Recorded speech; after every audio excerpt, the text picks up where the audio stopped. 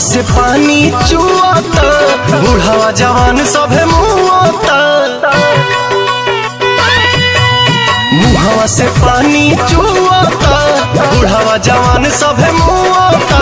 डालब रंग होलिया में तोहरा हो चोलिया में, भगलू उठा के कहे घाघारी घाघारी अरे घाघारी।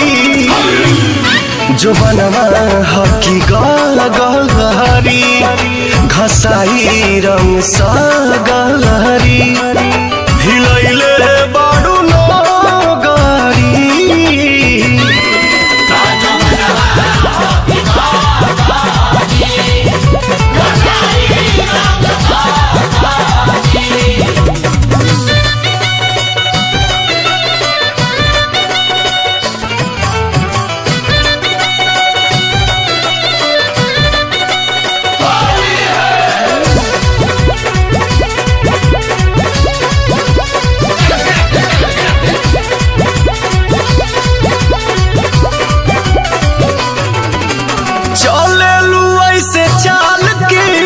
से जवानी दलकता।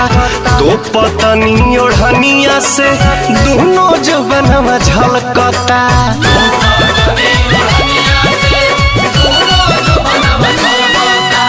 चले लू ऐसे चाल के सौसे जवानी दलकता। तो पतनी ओढ़निया से दोनों जवनवा झलकता।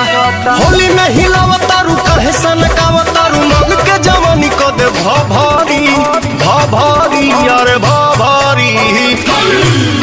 जो बनवा हकी गलहरी, घसाई रंग सा गलहरी। हिलैले बाडू नगारी,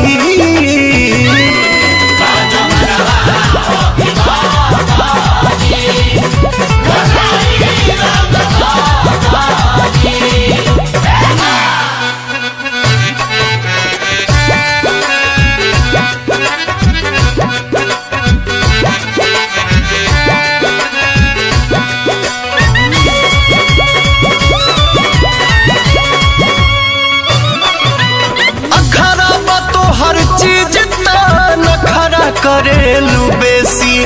अर्जुन दीपक रानू से इतना करेलू ठेसी।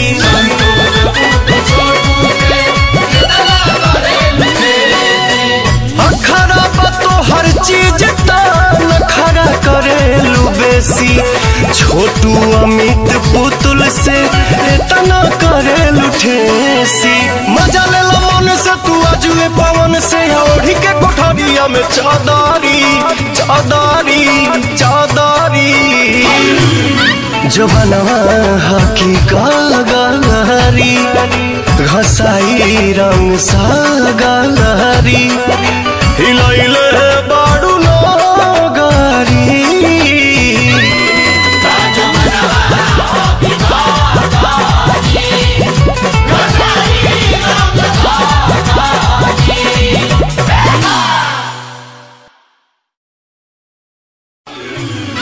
जो बनवा हकी गलहरी, घसाई रंग सा गलहरी।